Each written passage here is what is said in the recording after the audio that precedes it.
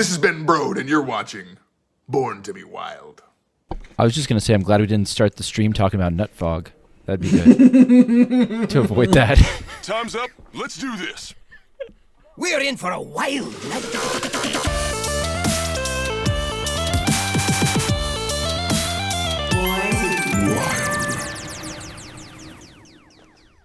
Welcome, everyone, to episode 235 of Born to be Wild, a wild Hearthstone podcast where we have fun, hanging out with friends, talking about the wild formats of Hearthstone, and spotlighting members of the wild community. I am your host, Hydralisk. It is great to be back on this wonderful evening here in beautiful British Columbia.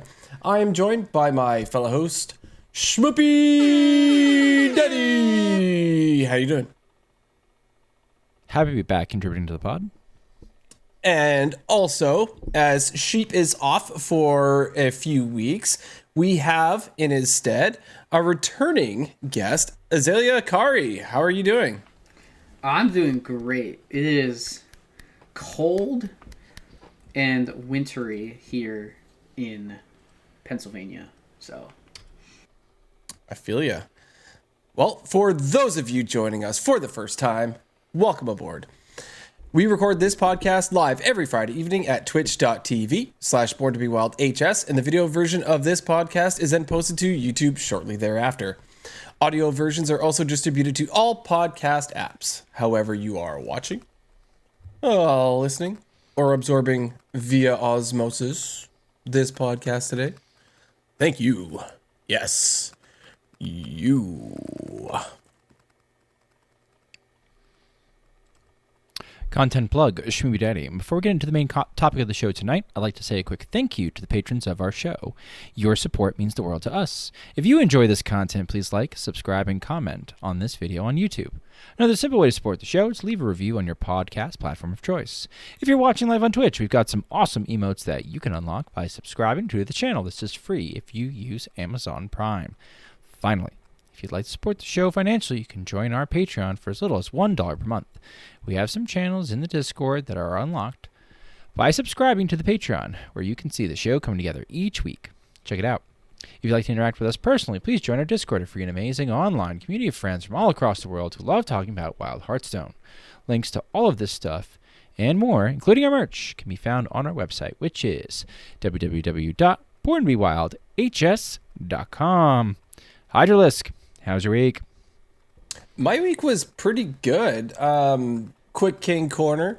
I talked about how I moved on last week onto Dolores Claiborne, which was the book that comes after Gerald's Game. Well, I finished that, and it was awesome to see those two stories, tied together. And then I moved on to Insomnia. Now, I've been waiting to read Insomnia for a really long time. Sheep, you're not here, but I know you're listening. This book is rumored to have ties in with the Dark Tower series. So I've been just waiting for so long to get into it, and I'm finally there. I'm doing the audiobook for this one, and it's read by Eli Wallach. I don't know if you guys ever watched The Good and the Bad and the Ugly back in the day. I mean, it happened obviously way before any of us were born. But it's, if you remember Tuco, he's the other guy in the movie besides Clint Eastwood. Yeah, he's the guy who reads this. And it's super cool. Yeah. Yeah, he's the reader for us on this one. It's super cool because the character is an older gentleman, and he is an older, or was an older gentleman. He passed away in his 90s or something like that. But he reads this one, and it's really cool to hear his voice, and I'm excited about the Dark Tower stuff. Ari Morin in chat asks, so how are you sleeping, Hydra? The funniest thing is, if you open the book, the physical book, inside the dust jacket, it says, Stephen King says something about you're never going to sleep again. He says it straight up at the end. He gives you the synopsis and then says you're never going to sleep again. So, so far so good, Ari Morin. But after I read that part, I don't know. We'll see how that goes. But super excited. I'm loving it. I actually did a 10-kilometer walk today, which is 6.5 miles-ish. and I listened to this the entire time, which was really cool. And I get to keep, that's how I get my audiobook listening in, right? Is when I go for my walks. And this one is making me want to walk even more than I ever had before, and helps you lose weight. So that's cool. As for Hearthstone, so I was talking last week about playing Aggro Pirate Priest, and I was sitting at 77% win rate last week. I did dip. Unfortunately, I'm down to 73%. Sorry, guys. Sorry to disappoint. But I'm at 43-16. Okay. I think I think that's pretty good. I wanted to play a little more over the course of the week, but surprisingly, I was busier than I thought I was going to be, which is interesting. But 43-16, I'm going to keep jamming it. I think that's respectable win rate for now, but the month is short. Hydra Legend for this month, we think? Little Hydra Legend? Or is that a little too far? No, well, I'm at Diamond 3 stars currently. Oh, you'll get there. Oh, yeah. Oh, you got time. Okay. Yeah. No, I think it's fine. Honestly, it's probably just if I wanted to sit down for a few hours, I could probably just get that over with. I actually wanted 100%. To do that before the show today, but then I ended up walking listening to my book. Gotcha. But that's okay. Reading's You ended up touching too. Grass instead of hitting Wild Legend. Who consider that for a minute? There's actually like this major personal growth, natural, what do you want to call it? Like reserve for animals. Like I realized I used to drive to it, but I realized I can actually walk to it. It took about like 25 minutes to get to it, and I'm like, oh, I can actually walk there. I don't have to drive here. So I walked all the way there and started walking around the wildlife reserve. And I just was like, this book's great. I'm just going to keep walking. So that's how I got the 10 kilometers in. But speaking of nature, today we had an earth shake. So in the lower mainland, British Columbia, and the island, Vancouver Island, we got hit with an earthquake, which was really interesting. So if you're watching the video version of this podcast, if you look at the top left corner of my screenshot from my phone, it is 1:27 p.m. And then if you read in the sort of salmon colored, pink colored highlighted area, it says that the earthquake happened at 1:26 p.m. So I Googled this instantly because everything in the house shook. All my blinds shook. They were rattling against each other. Yeah.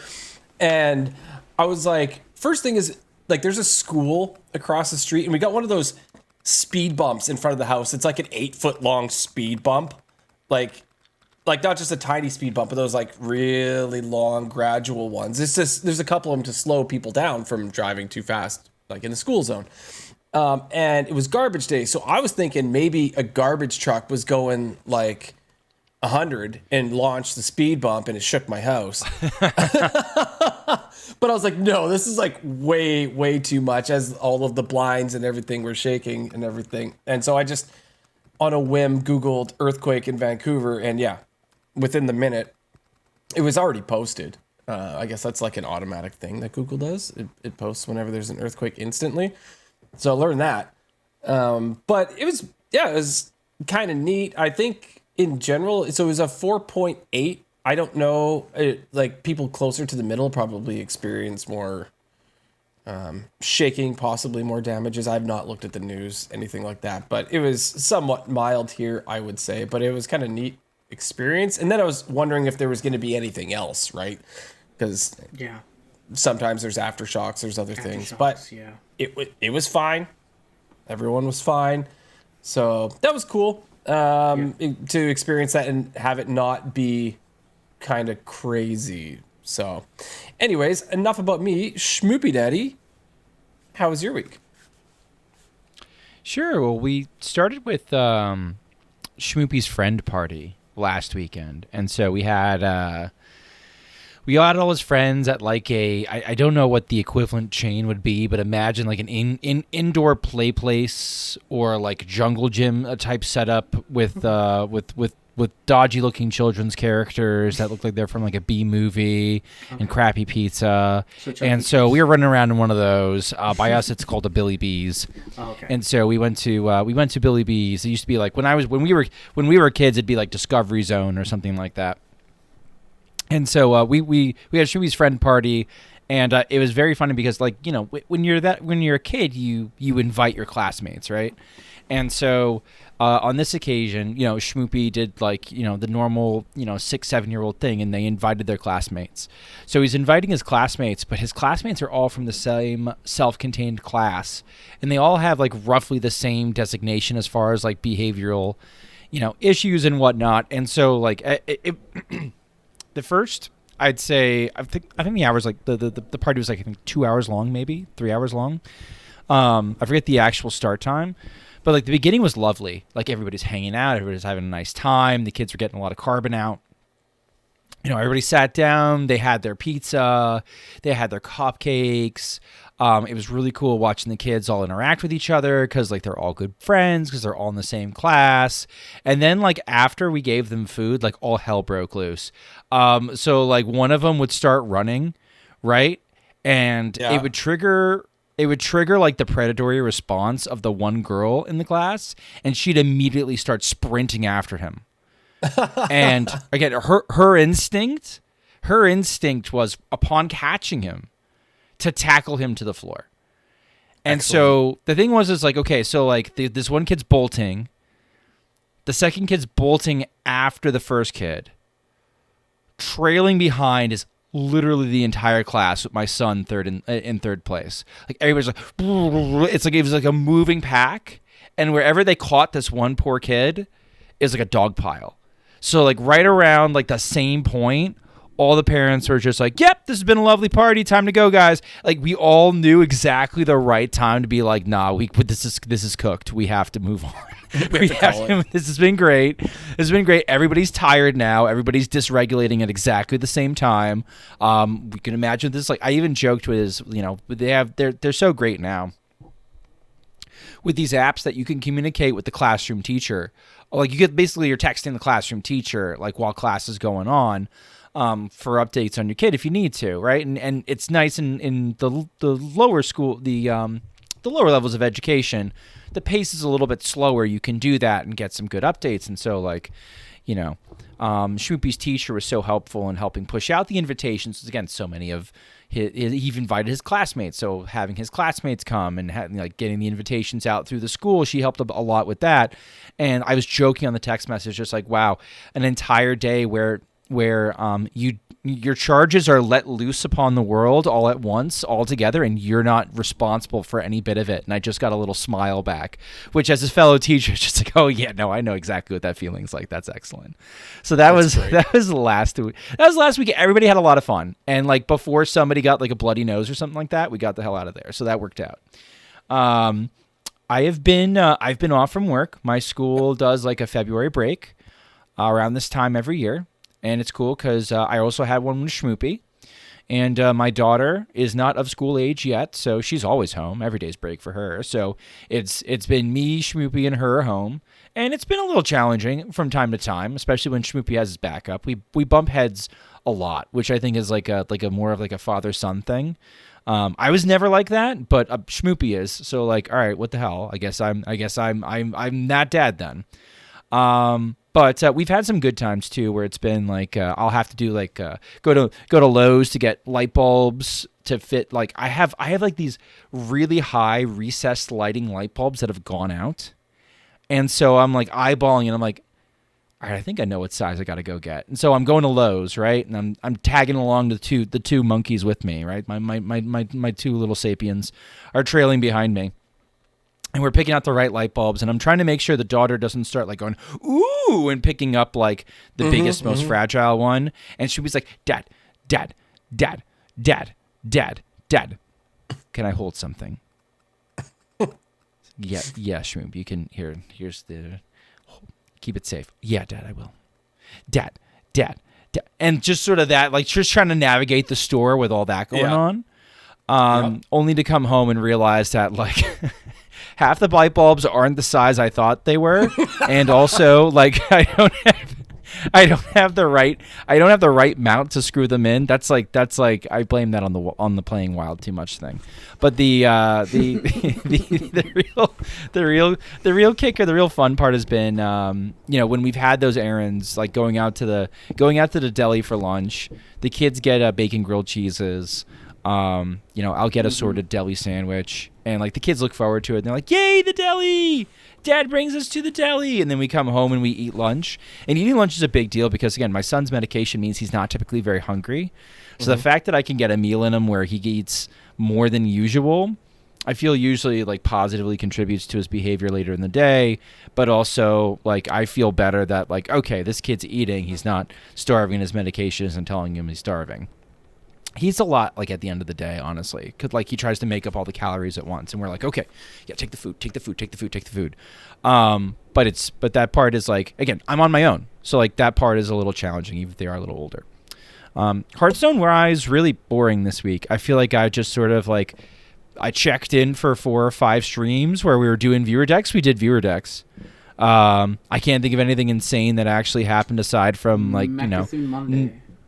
Yeah, like Mechathune Monday. That's right, Mechathune Monday. I played Mechathune Druid for an entire stream, and I learned very quickly that there are definitely some turns where I could have gotten an early lethal, and am not physically able to do that anymore. So, but it's okay. The deck actually is pretty resilient, especially into aggro. You can sort of take some very conservative lines where it's just like, I'm just going to heal the full and gain a bunch of armor, and I have infinite mana next turn, and they have no disruption pact. So, like, it's just you win. So it's like, GG's. And I did that a lot. And so, like, I could see somebody being not very good at just, like, getting the lethal and, like, in one turn with the deck, and getting a lot of 2-turn kill lethals because it was way more resilient into disruption than I expected. So that was kind of cool. It's kind of cool. Azalea, what was your week like? My week was pretty interesting. It started out, I guess it's been a week ago. I changed the RAM in my computer because I was having a lot of blue screens for, like, I don't know, the past months, and like, I didn't know what was going on. Eventually, it got really bad to the point where I'd blue screen, my computer would restart because that's what it does, and then it would do it again, and then sometimes it wouldn't even fully get to the screen, and then it would blue screen and restart. So constantly giving errors to my computer, and I eventually changed it, and I have not had a single issue. In fact, my computer runs better because I upgraded my RAM from 16 to 32 gigs. I was talking with Hydra and people and Schmoopy before the stream about that. But yeah, so that was the start of my week. I had a smooth work week. My parents today visited my grandparents during the day. They got home like an hour ago from visiting them. My grandparents live in an assisted living facility about 2 hours from us. But they live in independent. They're not, they're fine for right now. But we're glad that they decided to get out of the house that they were living in because, Lord knows something happens to one of them when they're in the house versus in the assisted living, don't really know, what's going to happen in that case. So, great on them about a year ago to actually realize that they needed to move out. But yeah, so that was today. And in terms of Hearthstone, I've had a fantastic month actually for Hearthstone. I typically am a late month wild legend hitter. Like, I'll mess around. I'll play like as few games as possible, pretty much. But this month I went gung ho, and I hit legend on the 8th of the month, which is very good. It took me a little bit. I took a long Shadow Aggro Priest run. I pretty much played about 60 to 70% in the first few days, and then I hit a wall And I was like, you know what? Let's try to find something else. I'm gonna give. He's like, I'm not enjoying that many decks. I was like, I don't think Reno Hunter, even though I can pilot the deck super well, I don't think it's necessarily going to get me there quickly. So I said, we'll try Reno Holy Wrath. Like, we'll try Holy Wrath, because sometimes you just minus 100 your opponent on turn 7, and they die. Or earlier. Or like earlier. It's bananas, right? Yeah, and I went, as on the screen, I went, for those who are watching, you get to see my actual stats. I went 40 and 26 with Shadow Aggro Priest, the newest Corvette list before the month, and then Reno Holy Wrath 23 and 9. So nice. I played 70% in Diamond ranks with Reno Holy Wrath, and I was able to take down Legend, and I landed in the top 500, which is not very common. Usually when I hit it, I'm like in the thousands, and then I usually just completely sit and mess around and like play whatever I want. Like last month I hit it, I played OTZ's Questline Druid, and I wasn't super polished on it, and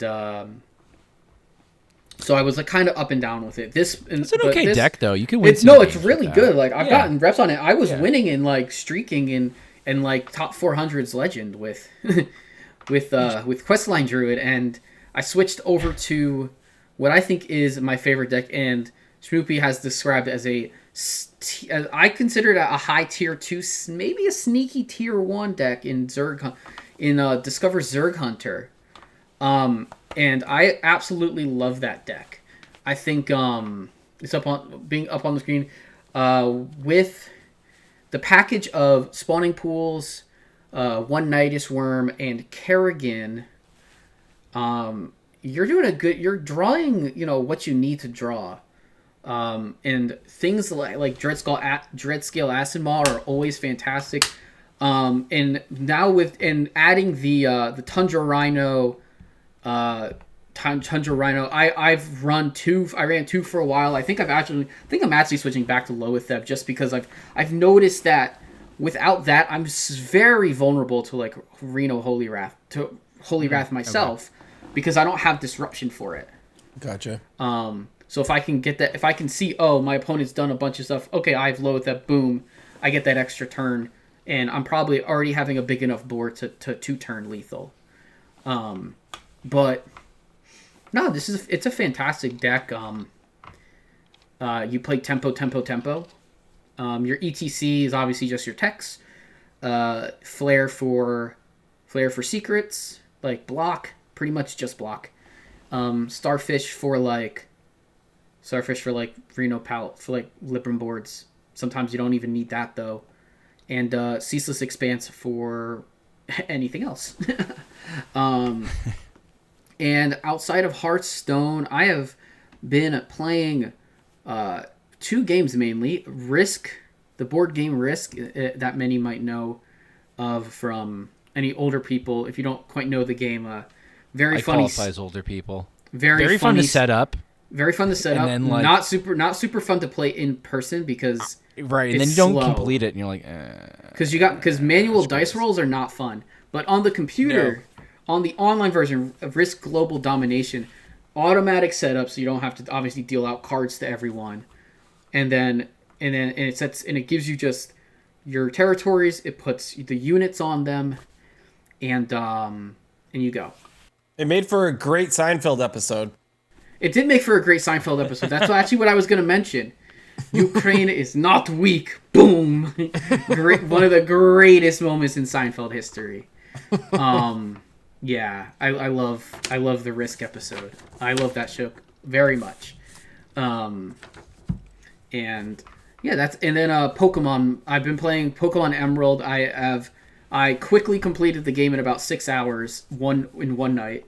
I played from like 7 p.m. to like 1 a.m. And I completed the game on emulator on the computer. So I just hacked in I just cheat coded in rare candies and like blew through the game. Because I'm doing the battle. Because in the post game of Pokemon Emerald is one of the coolest things ever, which is the Battle Frontier, where you can challenge these different where you go to different buildings, you have different challenges, ways to battle, and you can earn symbols for consistently winning. Oh, cool. And so that's a fun challenge I've been undertaking as well. So yeah, that's it for my week and my month, I guess. Welcome to the news. The news is so good. Yeah, so there's a thing happening, and that is the new expansion, Step into the Emerald Dream. So we got a launch date finally announced. That is March 25th. We have 145 new cards. And there is a schedule if you want to follow the official card reveals. That's up on the Play Hearthstone website if you would like to check that out. They go all the way from now through almost like right up to when the expansion releases. But we have a few new keywords. So the first new keyword that we have is imbue. Now, so imbue only applies to a certain amount of classes. So druid, hunter, mage, paladin, priest, and shaman all are going to get the new imbue keyword. So the first imbue card played grants an imbued hero power specific to your class. Subsequent imbues strengthen said hero power. And so we have an example here. This is Blessing of the Wolf. So give a random beast in your hand +1 attack. It costs 1 less. Now, the sort of buffed version of that is give a random beast in your hand +2 attack. It costs 2 less. What do you guys think about that? Schmoopydady, what do you think? Button. Drool. Button. Drool. Yeah? Button. Giggle. Drool. Play Big Beast. Play Big Drool, Beast. Yeah. Giggle, drool. Name of episode. Got it. Yep. Easy. No, that's pretty cool. So that's the new keyword. There we go. Azalea, do you have anything to add to button, giggle, drool? I think there's some people in the Schmoopydady community who love playing Vandar decks that will be wanting to do something like this. No, please don't. No. Oh crap! I'm sorry. You're gonna have to play them when this happens. No. Oh no! I am so. No, not like this, please. Yes. I mean, I think it would Yes. happen anyways, potentially. But yeah. Anyways, I am sorry for you. But no, I mean, imbue is interesting. I'm sure there's something we're gonna have to talk about eventually. That this keyword is gonna cause changes to another card in Hearthstone, so we'll see what happens. But yeah, this is pretty cool hero power. I mean, you know, I'm not so sure how much beasts are would really affect how Hunter plays right now, anyways, because most times we're just trying to essentially make copies of 2 beasts and clear every board in the game. So Yeah, there's an example here of a hunter class card. It is a 4 mana 5/2 beast, Umbra Claw, and it has rush, death rattle, imbue your hero power. So kind of thing that can trade up. Obviously, it does not have a butt, so the death rattle is going to happen most likely instantly. And yeah, so that's one example that we have for now. And I'm sure there may have been some more already released, but we're going to get more coming up with all of these card releases coming up from the community, which is always great. I love that they involve the community in all of these card reveals, and so they're fun to watch. Okay, so up next we have Dark Gifts is another keyword. So Dark Gifts applies only to all the other classes we didn't mention for imbue. So this is Death Knight, Demon Hunter, Rogue, Warlock, and Warrior. So this is basically minion power-ups and discover options kind of like combined. So There's an example here of Treacherous Tormentor. It's a 4 mana neutral, 5/4 demon that says battle cry, discover a legendary minion with a dark gift. So these dark gifts, here's an example. So there's 10 unique dark gifts to empower your minions. They are +3 attack and lifesteal, 2+2 and elusive. I hate elusive. Cost two less and -2 attack. So this is only offered on minions whose attack would not actually reduce below 1. There's charge, sweet, gotta love charge. Summon a 2/2 copy when played of the minion that you've selected. +4 health and taunt. There's reborn with full health and enchantments. That's actually pretty cool. +4/+5 and place on the top of your deck. Also pretty decent. And divine shield and wind fury, also gross. So dark gifts are bastado. Yeah, this mechanic I experienced a little bit last night, and like all these options are we got the one free copy of the card, right? Like that gives a dark gift in the shop. Claim it if you have not yet. And it's 2, I don't know if they're commons or rares or what. There's some low rarity, and it's nothing special. It's like a 2 mana 1/2, discover a minion with a dark gift, and then you have your choices. But like all these are kind of good. And last night I got the +4/+5. It was a 3-drop placed on top of your deck.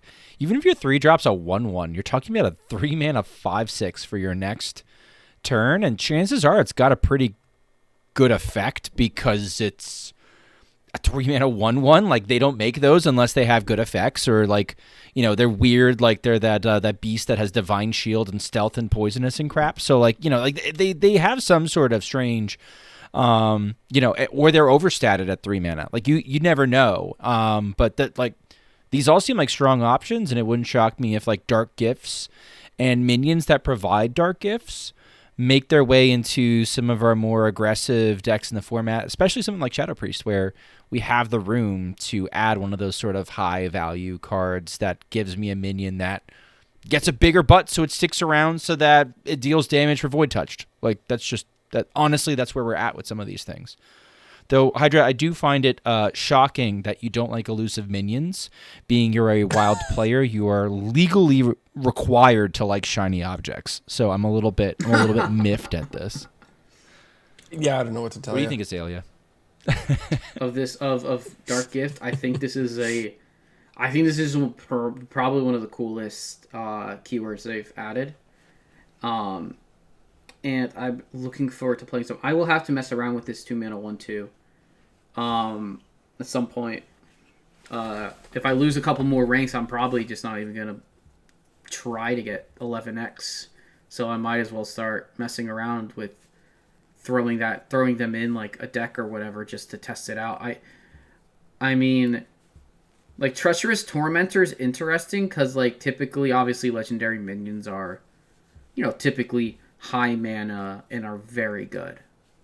But sometimes, and discovering one, you just obviously pick the best one. But I mean, just in general, all the effects are crazy strong, and I'm looking forward to see if they can if they have an effect in Wild. I have a feeling they're going to be very good in Standard.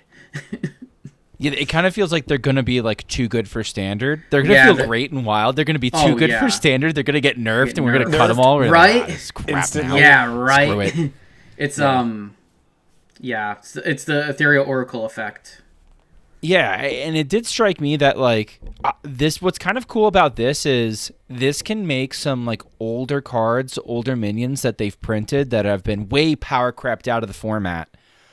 Discovering those cards all of a sudden becomes kind of interesting, like from a arena perspective. Mostly, I'm speaking here, Sure, right, in which we're Wild and Wild adjacent. Like I don't know, like there might be some card from GVG that totally sucks, but you know what? You give it 2+2+ and elusive, and all of a sudden it's like never dying. You're like, oh my god, this is the nuts, and it makes the card more interesting, right? So like it's almost like these Reddit buffs where it's like, okay, but what if we buffed this blah blah blah blah blah blah, and you'd be like, well, no sane person would ever do that. Like this is a safe way to kind of do that. Yeah. And like make it a high roll where it's not all okay. You know, it's like what a novice engineer is never going to be, and that's a bad example because it's not in the pool for this. But novice engineer is never going to be a 5/6. But if it was for one turn, like that's kind of fun and kind of cool, and makes you excited to discover novice engineer, which no one ever has in the history of ever. So like that's also a positive. I would love to super buff a Paletriss. For the record, Professor Paletriss is one of my favorite legendaries of all time, back from TGT. They already buffed it once. I know they did. They buffed it. So they buffed it. So it's a battle cry too. You can summon a legendary to 5 or riot. Azalea's at like to 5 or riot. I'm just saying. Like I would love to buff it. I would love to like randomly generate it and buff it and see what can happen, because I love it a lot. I used to play it in its original form back in TGT. And it was a blast. It wasn't good, but it was fun. No, that's the funny. Anyways, like that's an example. It's like these cards are bad. I would never play Paletriss in an actual deck that I was trying to like consistently climb with. But what if? But like just getting to discover it and have a little funny would be cool. But obviously, I'm almost more interested in like the things that are like certain, like the warrior card on the screen. Like demons aren't a thing. Like, yeah, like it's a demon that wants you to hold a dragon. I guess like it's interesting that it's got a demon tag for warrior, because usually there's not. I don't even know if there's that many demons in warrior ever. I guess, but I mean it's matter. a dragon, but it's for dragon deck. You just throw it into a dragon deck, which like playing. I guess they're gonna make Dragon Warrior come back, which was barely a viable deck in Standard a long time ago. It was cool. Dragon Warrior back in the day. Yeah, with like Dragon Queen, with like Alex Strauss's Rider or whatever it was called. Yeah, that was pretty cool. All right, well, let's see what else we have here in the news. So we have what they're referring to as the massive wild gods. So each class is going to get a legendary wild god minion. And so they say some of them are going to be corrupted, which affects your gameplay. We have 2 examples on the screen here. So we have Ursoc, which is a Death Knight, 9 mana, 6/14 beast. Battle cry, attack all other minions. Okay, we've seen cards like that before. Death rattle, resurrect any that this killed. So attack all other minions. This isn't like all enemy minions, it's everything. And then when it dies, it's got quite the butt. It's 14 health. Does anything jump out to any of you guys as a use for this card? Cattle Rustler. Do you know what Cattle Rustler is? I do. It's the thing that everything that ails all these massive wild gods we've seen so far. They're all 9 mana, the ones that we've seen, I believe. So they're crazy expensive. So how do you get it out? How do you cheat it out? There's a neutral minion that is an epic called Cattle Rustler that draws a beast from your deck and discounts it by 3. So you play a 5 mana 3/4, and the next turn you get a 6 mana bomb with one of these wild, massive wild gods. Yeah. So like go nuts with it. I've been using it on 8 hands to good effect. Azalea has been witness to this. I love the 8 hands. It's the only playable way to make 8 hands playable in any format so far as I've seen, is like you just get it down early and then you craft your DK deck, your greedy DK deck, to have an end game that outvalues the opponent or disrupts the opponent or does something to mess him up. And you just like giga, like zoom your way to the late game. You could do a similar effect, I would imagine, with some of these wild gods, but depending on what the effect is, you could cheat it out on curve, drop it on 6, and win the game, outvalue the opponent, do something. So like that's the only hope and prayer I see for the massive wild gods. They look pretty expensive to pay full price for, so they're going to need to be some crazy bombs. And since Cattle Rustler is rotating, that's not a problem they have to worry about cheating it early, like we will in Wild. Speaking of them being expensive, there is a support card here called it's a neutral Malorn the Waywatcher, which is a neutral 8 mana 8/6 beast. Battlecry, discover a legendary wild god. If you've imbued your hero power 4 times, set its cost to 1. So, I mean, this is cost 8 mana itself. That's so slow. Greedy. Yeah. But it would enable for you to play it maybe on the next turn with other things happening as well. Because now you have a 1 mana wild god, right? So I'm sure there's some on the hero power. Yeah. Could be nuts in Arena. Maybe, yeah. I could see it being nuts in Arena, where like you have that kind of time, and like there are, depending on the meta, it could be a value game, and you're kind of grinding it out. At Standard, that sounds crazy slow. No, and Wild, just, like Wild, it's laughable. in Standard, I will make my quick pick a 3/3, and then a 5/5, and I will constantly hit you in the face with my quick pick instead of playing Malorn. Yeah. Yeah, you play Weapon Rogue, and if you like, Weapon Rogue would kill any deck trying to play that, as far as I know. Anyways, I think Quick Pick probably rotates, which is a thing. But anyways, that's okay. Yeah, you can play this at low ranks, and you can have fun. Looks cool. This looks the cool. value. Hydra's going to try and keep this positive. I've not been impressed by the card so far. We can save that for the discussion topic. I've largely not been impressed yet. But you know that Brian Kibler is going to be playing this card, though. So Brian Kibler will showcase it. And well, now that they murdered Oracle, yes. Now that there's no more Oracle as a boogeyman, he can play Hearthstone again. The boogeyman. True. That's right. Okay, let's see what is up next in the news. So, choose one. All right, so choose one, as we know, is kind of something that Druid does. But they have, for the first time, made it so choose one cards are now available to all classes and not just Druids, which is interesting. So, on display here, they showed us 2 cards. So we have Anonymous Nightmares, which is a warrior card. It's a 1 mana spell. Deal 1 damage to all minions, or give a damaged minion +2/+2. I mean, dealing 1 damage to all minions is pretty sweet because that enables things like execute on the biggest thing. This goes into all sorts of risky skipper sort of ideas. Like this is cool. Do you have any thoughts on this one, Azalea? Honestly, this could play really well with like you said, with like risky skipper. A lot of times when we're playing stuff like Odin Warrior or a Warsong Warrior, more so in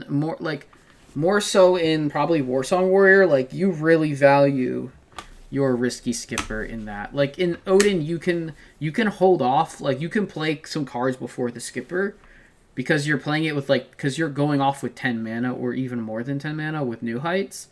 So like you're typically not that worried about it, but obviously Warsong Warrior will like this card a lot to trigger it once and then make their skipper have 4 health instead of 2. Barbed Thorns. 3 mana, 1/3 weapon, choose 1, gain poisonous this turn, or gain death rattle, deal 2 damage to all enemies.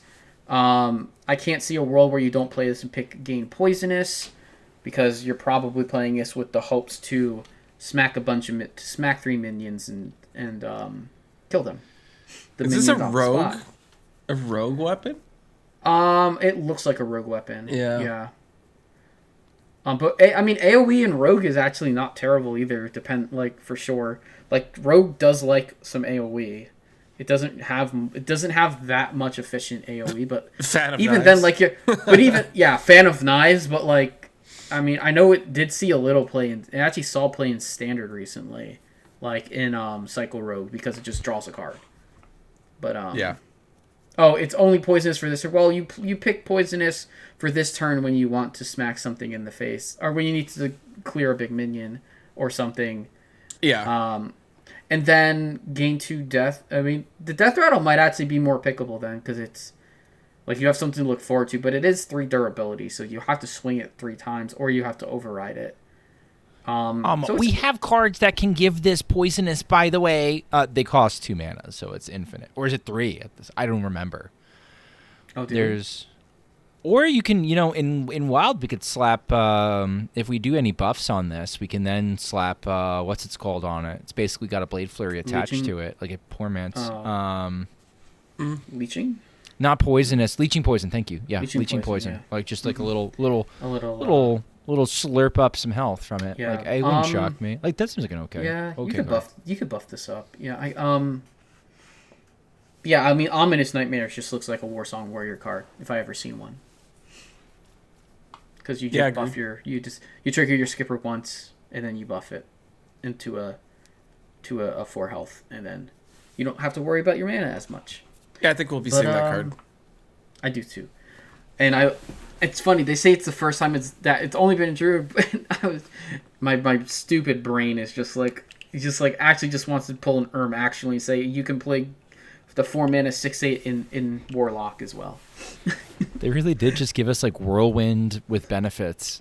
They did give Yeah. us Whirlwind How with funny is benefits, that? Yeah. How funny is that when you no. look at it? Mm-hmm. I'm too old. Oh God, I'm too old. I already don't like that card, but for all of you like skipper enjoyers and everything, have fun, I guess. But yeah, I can tell I'll be seeing it, and I'm not gonna like it. But whatever, everyone deserves to have fun sometimes.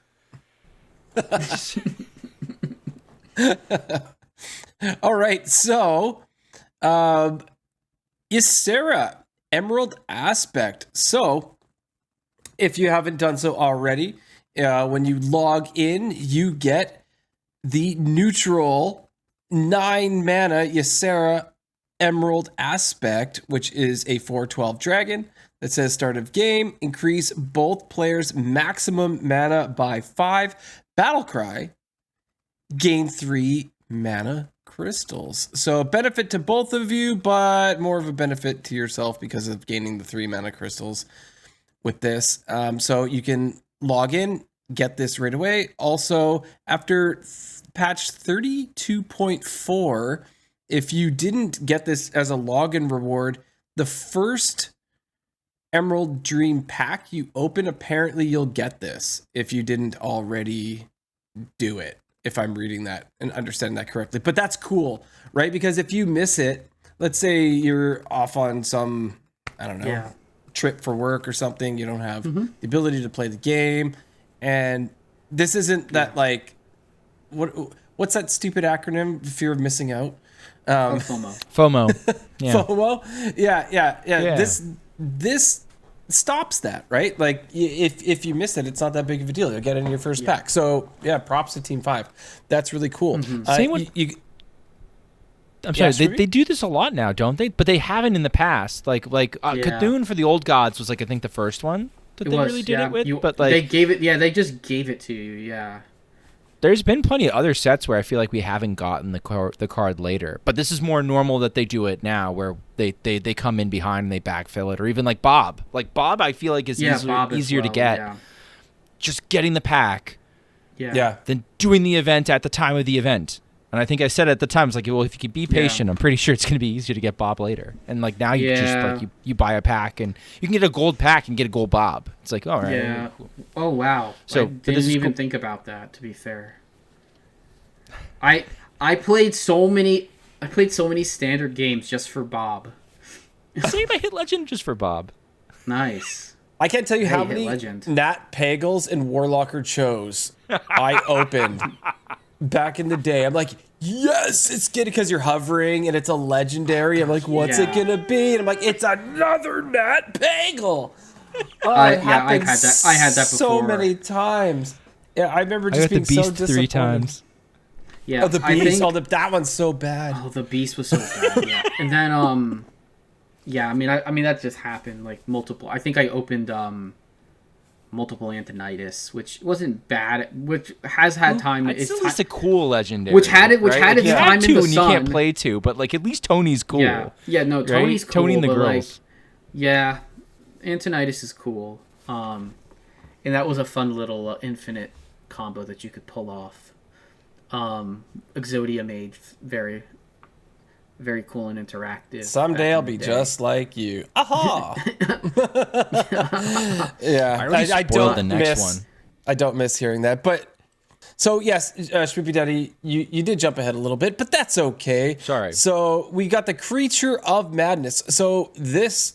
I find this so funny. You open the client and it's like, here's your free legendary, Ysera. And then there's like a little note saying, go to the shop to get your other free card, right? So it's totally marketing, right? Like you have to enter the shop and then you see, oh, here's the other thing that I can claim. And then here's all the other things I can spend money on, because they couldn't just give this to you when you open the game like they did the other card. I get it. But it's kind of, that's the first thing I thought. Oh, you're making me go to the store to grab this one. I see how it is. But this is the 2 mana neutral 1/2 Creature of Madness. Battlecry: discover a 3-cost minion with Dark Gift.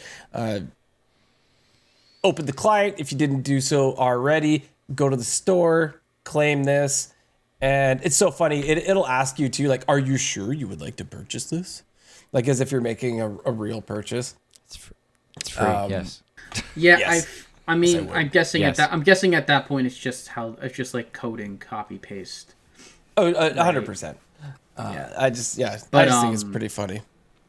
Yeah, I was like, well, yeah, it looks like a cool card. I mean, like Schmoopydady mentioned, like he got a 3-mana card. He played a 3-mana 6. Was it 3-mana 6/7 or 5/7 or something on turn 3? Like, It's a 3-mana 6/7. It's like 3-mana okay, 6/7. I took, like that's took crazy. negative tempo on turn 2 to have like a crazy tempo on turn 3. Yeah.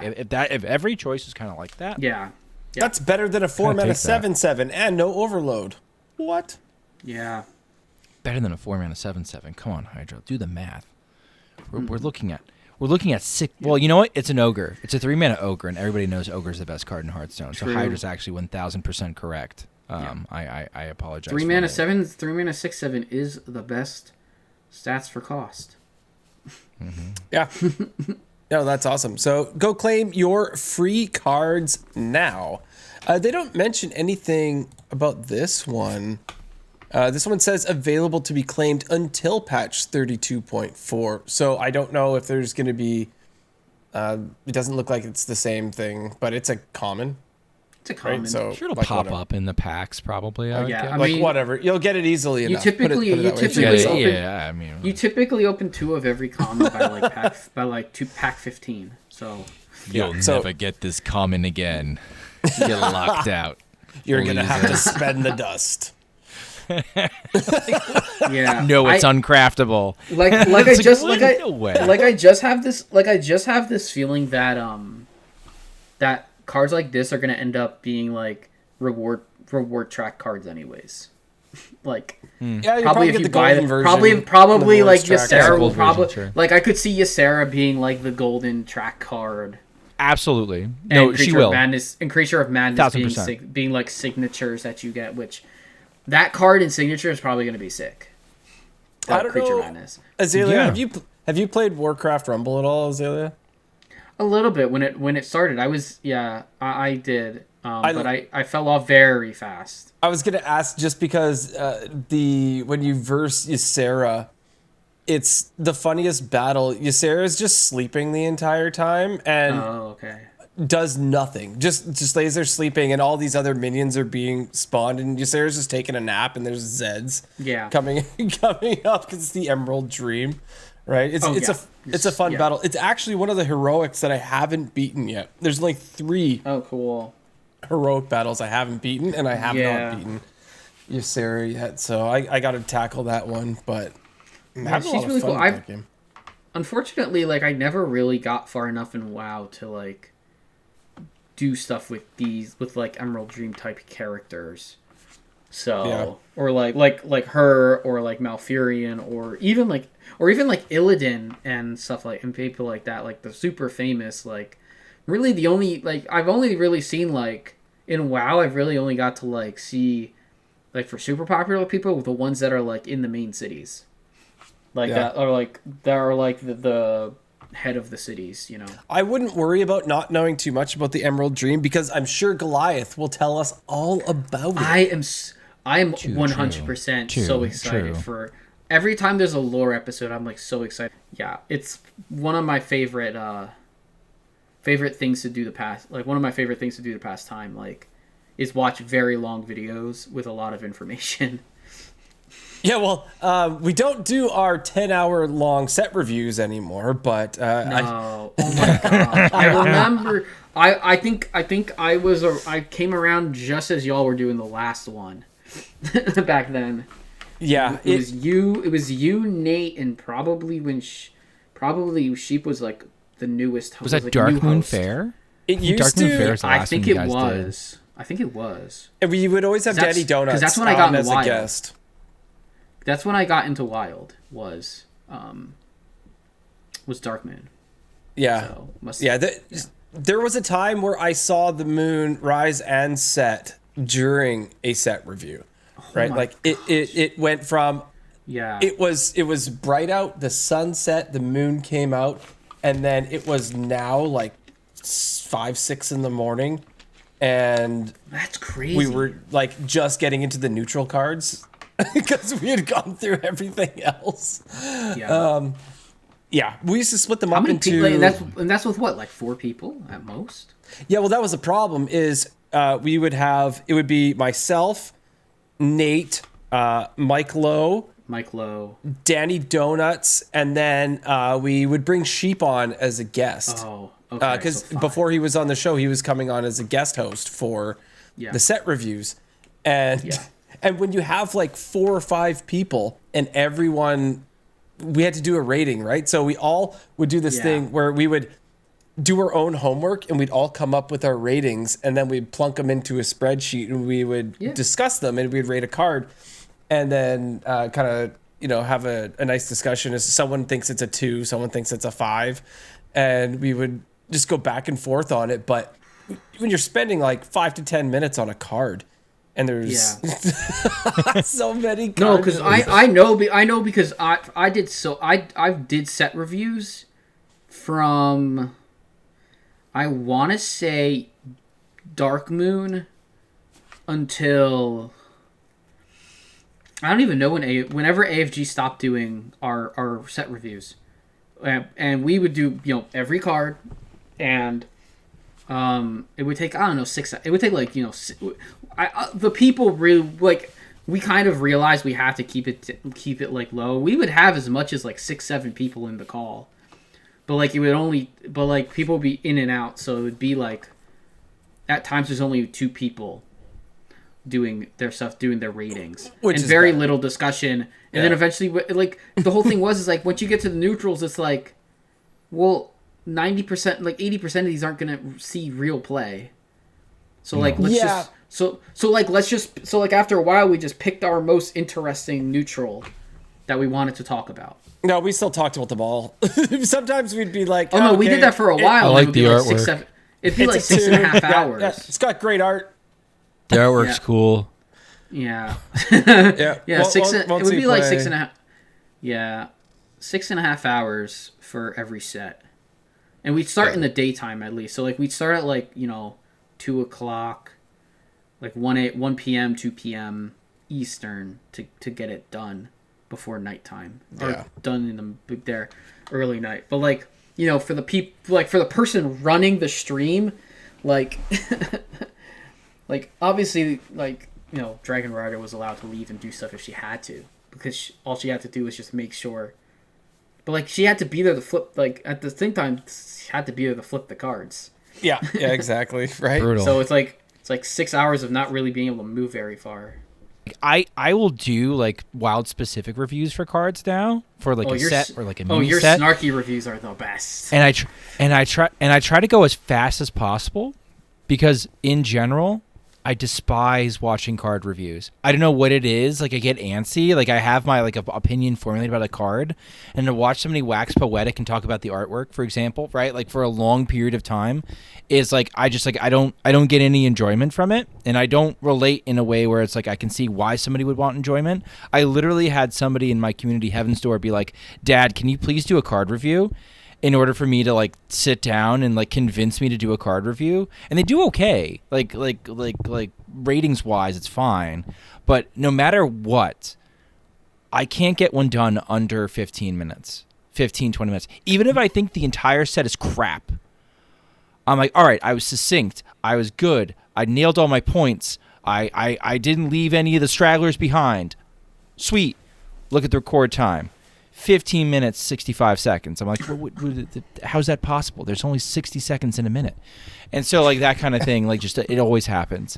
It always happens to me. You anyway, gotta we can continue to the release dates.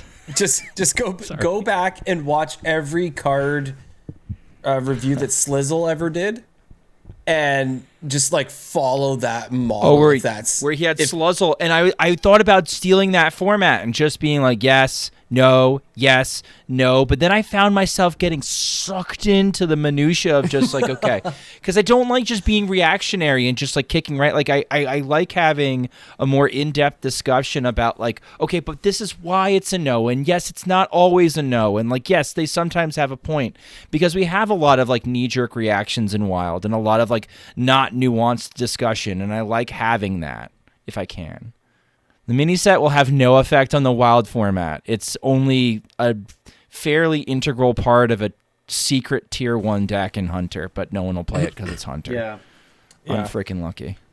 Yeah, and no one thinks Questline Druid's playable, but and Protoss they may be half right, but also they're incorrect at the same time. And then there's Protoss Priest, and then which is like playable but not always very good, and then there's Protoss Mage, which is worse hostage.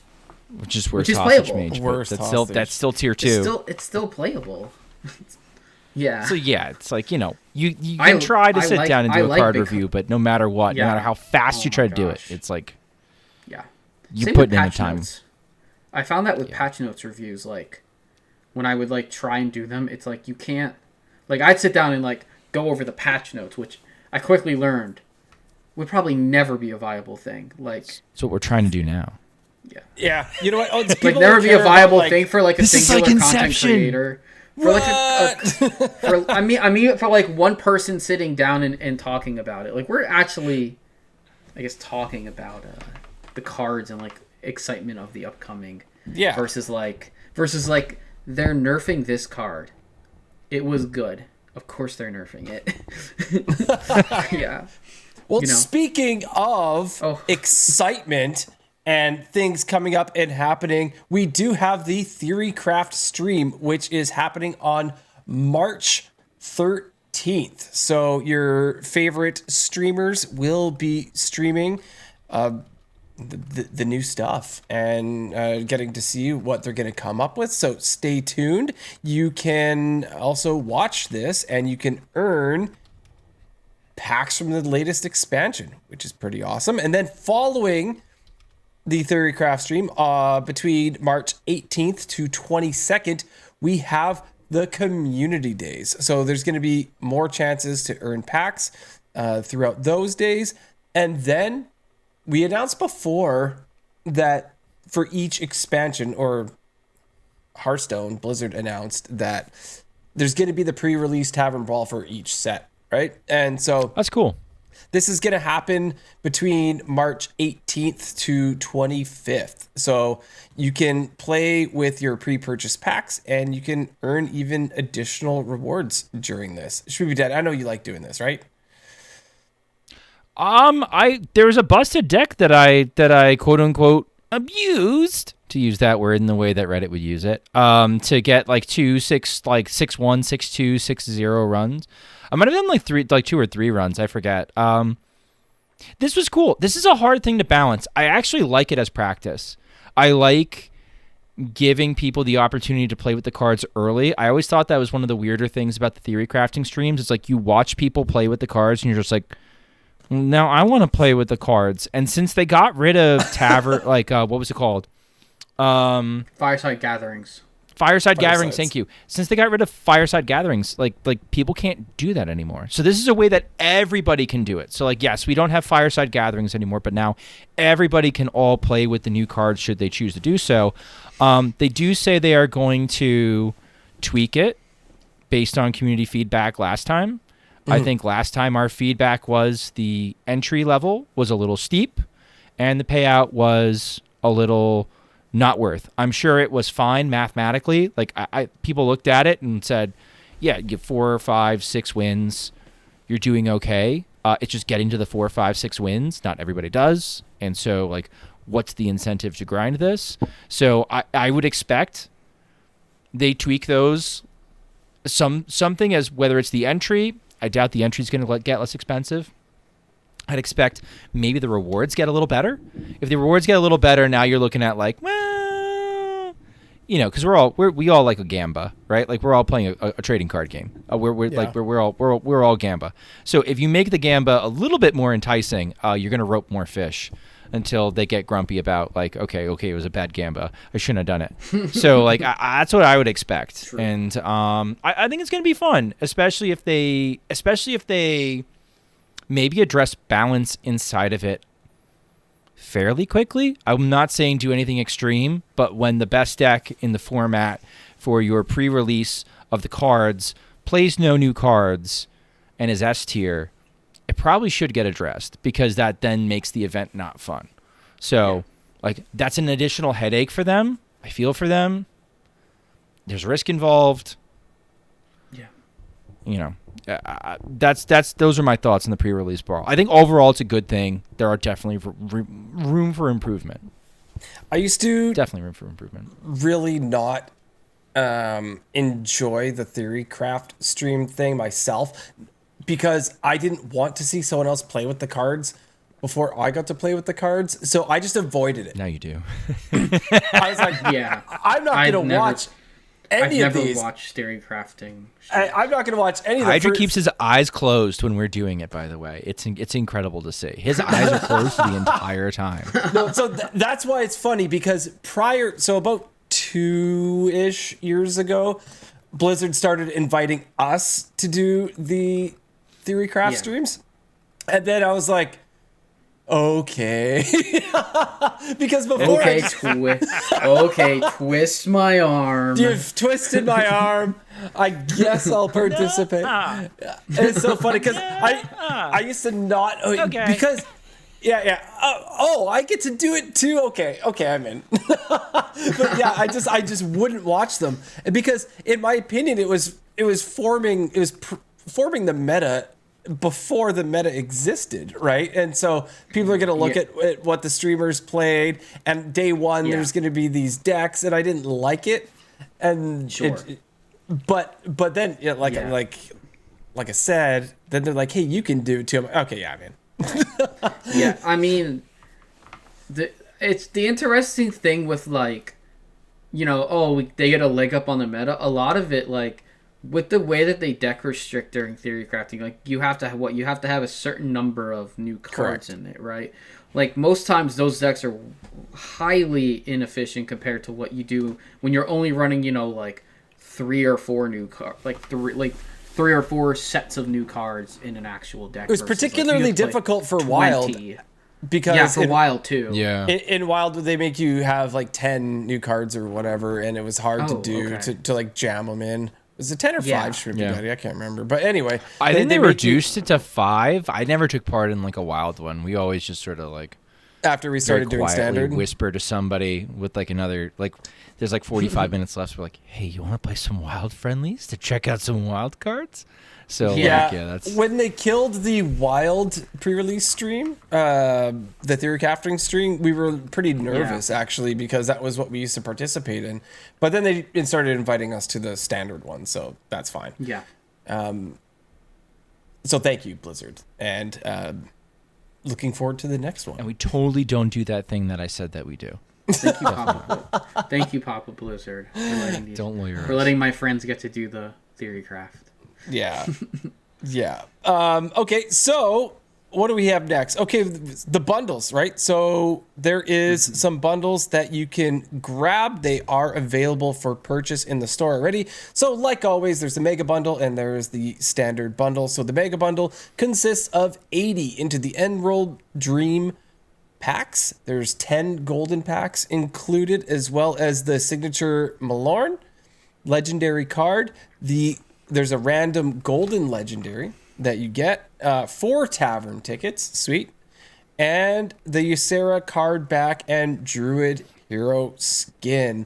I don't remember if I grabbed the prices on this, but I know for me in Canada that's $100, so I think it's like 80 or something It's probably. for United States.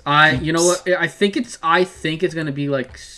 I think they actually reduced. I don't know if they intentionally like reduced price not too long ago. I thought it was $80 for us.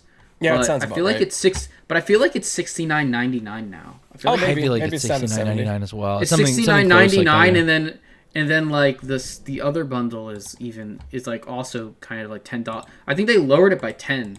Yeah, one so point. the standard bundle is 60 into the Emerald Dream packs, 2 random legendaries, and the Ysera card back. So pre-purchase content can be used in the pre-release Tavern Brawl, which starts on March 18th. Sweet. I haven't picked anything up yet. Have either of you bought any bundles as of yet? I'm gonna wait to see what drops from Daddy Blizzard, or if Yeah, I can me too. high roll a, I've or if I can learned- high roll a comp amongst friends.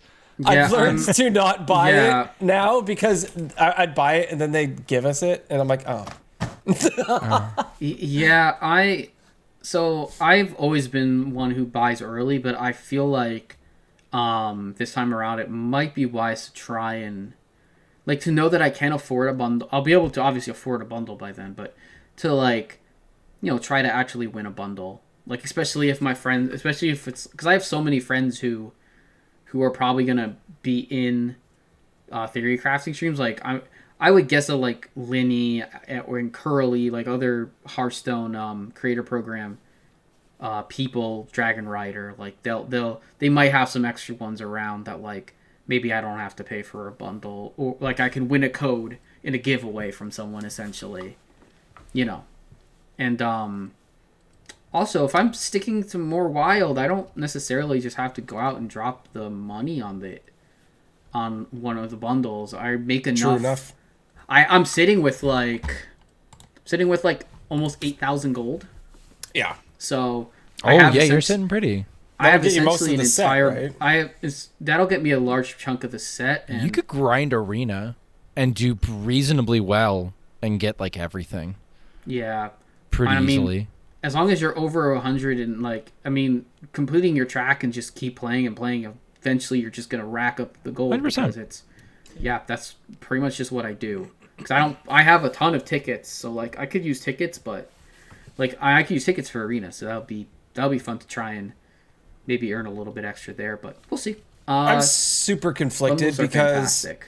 I was saving up my gold to get the StarCraft mini set in gold. Like obviously I have the StarCraft mini set. I've been playing all those cards, but the gold version of it is what, 12,000 gold, I believe. Yeah, it's so much gold. I know, and so I'm sitting now at like 9,000 gold or something like that. And so I'm conflicted, and that's like, if I get to the 12,000, which I will eventually, do I spend that on 120 packs, which is a lot of packs of the new set? Yeah. Or do I drop it on just getting my mini set gold because I love StarCraft so much. Yeah. It obviously the smart decision is 120 packs of the new set, right? Like that is the smart decision. Well, But- what if? What if? I was gonna say, what if you just wait to see if you get a code or two, and then you kind of limp along, and then you absolutely get the gold mini set, Yeah. and then you like learn a little bit of arena like you were before, and just grind it out. It's really not. Arena used to feel so plotting, and now it's so much more dynamic and a little more swingy, which I think old heads for Arena absolutely cannot stand. Like, they're just like, oh, I lost to RNG again because of, like, a Discover. But, like, you draft cards based off the cards they can discover, right? You draft a 3-mana 4/2 demon that deals 2 damage to an enemy minion, and if it kills it, there's a chance you discover kill Jaden. And, like, the game doesn't functionally end on turn 7, but it gets real fun for you and not so fun for your opponent. Like that's just how you draft, and that's just what the game is. And if you're not a fan of that, then maybe the format's changing or the format's progressing or what have you. But I don't know. Arena appeals more to me now than it ever did, and it makes more sense to me now. And I think that's because Arena's becoming more like Old Wild, and for like some Arena old heads, that's just like the holy water's coming out and the crosses, and they're just like, hell no, that's not the format I want. So like, I wouldn't encourage anybody to try Arena. Oh, it's definitely fun. It definitely is. I only played it mostly in the beginning when I was told by people like, watching Crip streams. Raffle built up his stuff. collection playing Arena. Yeah. Yeah, to how to build, and that's what I started doing. But then, it's 150 gold for a ticket or 100 gold for a pack, and then I was just like, I'm just gonna streamline it and buy the pack instead. every 100 gold instead. But probably not the smartest decision back then. And then I dropped Arena, and then got a little into it again a couple months ago, but. Really fun mode. They are doing a revamp, so that's exciting to see what they're going to be doing there, right? And they are saying that the goal is to bring new players to the game with Arena, which is quite interesting. So, yeah, they did state that. So there must be something up their sleeve there. But yeah, that's it for the news. I was thinking for a little bit of discussion topic. If there was anything you guys have seen in with cards that have been released so far, what maybe if there's something that stood out. So if you look at your screen right now, I do have up for the Emerald Dream the announcement schedule of when people do the reveal. So starting on February 18th, we've gone up to the 21st completed. And starting up again on the 24th, so that's Monday. So weekend is off of reveals. Starting on Monday, we're going to have some more. And it goes all the way up into March 12th will be the final reveal for the Emerald Dream. But Schmoopydady, is there been a card or two that maybe has stood out to you? Is there anything you've seen that anyone's even going to try to play in Wild, or what's your opinion? What do these reveals look like so far? I mean, I think the general card quality is a little on the weaker side. And I'm trying to wrap my brain around I think in general there has been an effort to reduce the power level in Hearthstone as a game mode. Do I think that's necessarily a good decision? Not for me, but that is largely what was very powerful. But they didn't look like it, Hydra. You had to sit down and play with the cards. And same thing with the Great Dark Beyond. They functionally had to nerf 5 sets worth of cards to make Great Dark Beyond cards viable in Standard. So I'm looking at the cards coming in. I'm like, can these beat the mini set cards? Can these beat Great Dark Beyond cards? And they look a little weak. And I think what they're balanced around to a certain extent is like Dark Gifts and Imbue. And they sort of did this with the Great Dark Beyond with like the Protoss minions, where the Protoss minions were all sort of balanced around the idea that you're going to reduce their cost. And so instead of having bad cost reduce cards and low cost starting minions, they had high cost starting minions and really impactful cost reducers. And so it was a weird way to balance, and I think as a result you look at it and like Protoss is kind of like the weakest class. And they're doing a similar thing here where it feels like they're balancing around the hero power, and they haven't released how all the imbued hero powers are going to work yet, so I don't know how that's going to play out. Azalea, like you're also you might be following along the released cards better than I. You even did homework before you were coming on. I didn't know homework. I didn't know homework. I said I would, and then I didn't. And the only card I knew, I saw Shaladrisil in Ysera, and then some of the cards that came in today. Like, well, we know you. Go ahead. What were you saying? No, and then the rest of them I just got from like looking at your Discord and like seeing how people are talking and reacting, and a lot of it is memeing. Yes. But there's definitely gonna be some truth to like some of these cards just not gonna be good enough to be played in Wild, and that's fine because the power level of our format is higher than that of Standard. But like, yeah, and like some of them look Standard unplayable. Like the power level of the game of Standard is what drove me to Wild. This is my big grumpy daddy thing. Like coming from somebody like my favorite expansion from the last 5 years is United in Stormwind, which is probably still the biggest power creeping set of all time. Like it's probably the most powerful set card for card.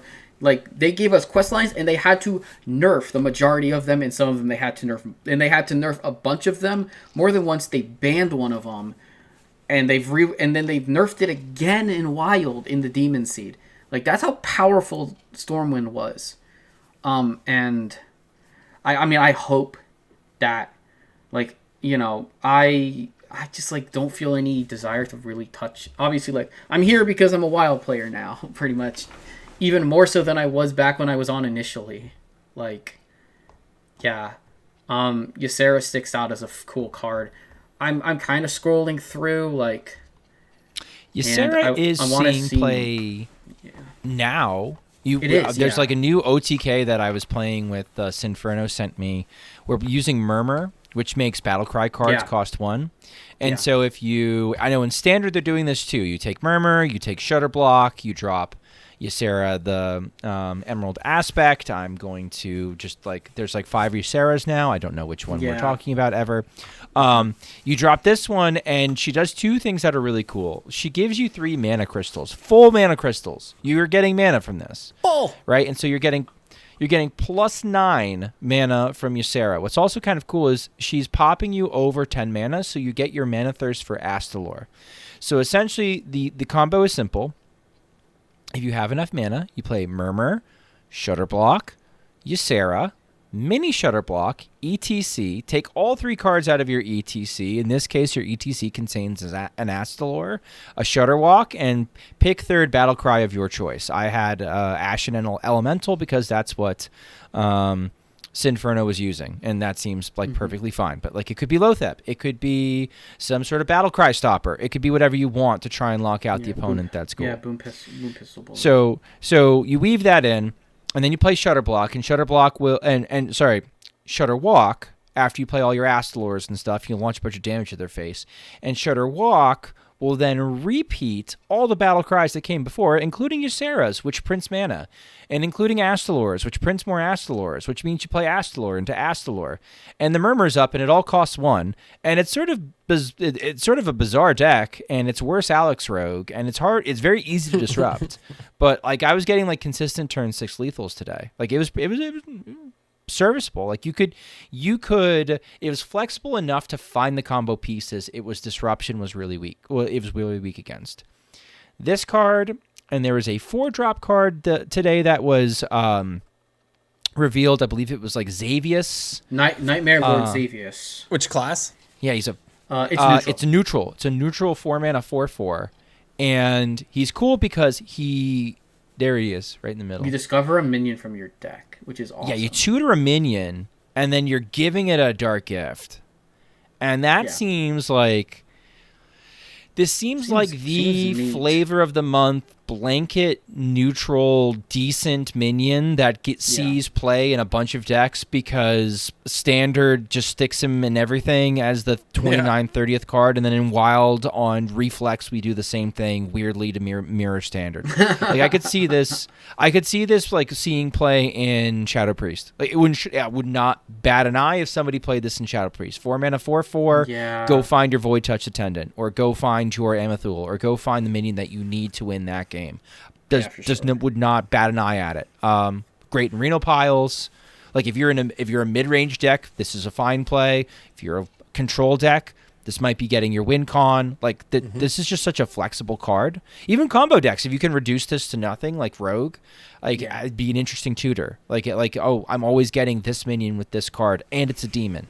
Like I could see a lot of utility in this card, and this card being very good for a very long time. It's not breaking the meta in any way, I don't think. Like unless there's a combo that I'm missing that this is enabling, but it's just a solid card. There are too few of these solid cards that I've seen in the set so far, but there's been like a lot of cool cards. There's been like what's the spell that's the tree? Shalatrasil.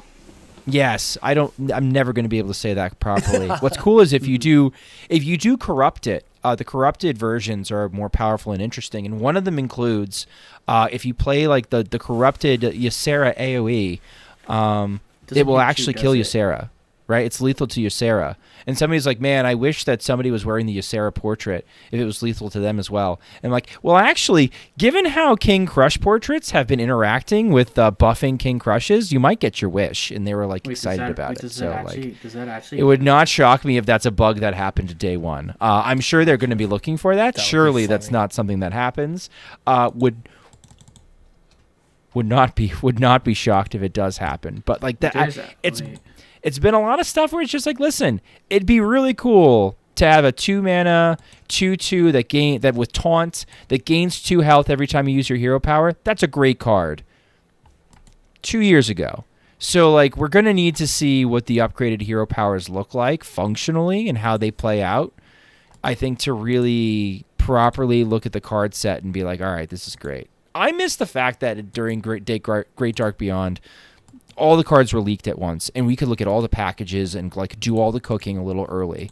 I thought that was really cool. I don't really like these prolonged, protracted reveal sessions where it's like dribble by dribble by dribble, because I forget half the set by the time we reach the last card. And I'm like, doesn't this set suck? And then like it's like, man, I don't see the synergies. I don't see how things cook together. Mm-hmm. We'll even play the cards in the reveals in the Theorycraft streams, and I'll like forget half the cards. Like, wait, is that? Okay, yeah, that's new. Is that a token? What the hell is that? Right? Like it just gets confusing. The drip feed is great for content creators, right? To be able to make videos and do that kind of thing. I think it services that community the most. But I totally see your point. Give them all to me. I think you could do let's start theory crafting. I think you could do like, here's the card, and then put the burden on the content creator to go a little bit deeper as far as like, here's how the card plays, here's how the mechanic works. And like, if there's some confusing text, the content creator's video clears up how the card works and how it's intended, ideally. Like, I think we could have our cake and eat it too. But I think that's also nuanced and a little hard and does put a little bit more onus on the content creator. And so like, I get why it's never going to happen. But I do miss the entire set being leaked. And screenshots of KVLT being like, yo, can you send me the cards? Being on like the occasional screenshot. Yeah. As far as where we find some of these things. Yeah. So like that's I'm gonna miss that. it's also that like I wish that they would have a set time. I mean, I understand why they have things spread out, like for sure. But like the first reveals every day for me are at 1 a.m. Like, you know, like that's very my bedtime. early. I mean, I understand that like that's morning for like most of Europe, and like it's obviously like afternoon yeah, on the other side of the world. But like, holy cow, the fact that it's just like so spread out in times that they're revealing cards is very odd. Like, I wish that, like, it looks like one day they have 3 cards at the same time.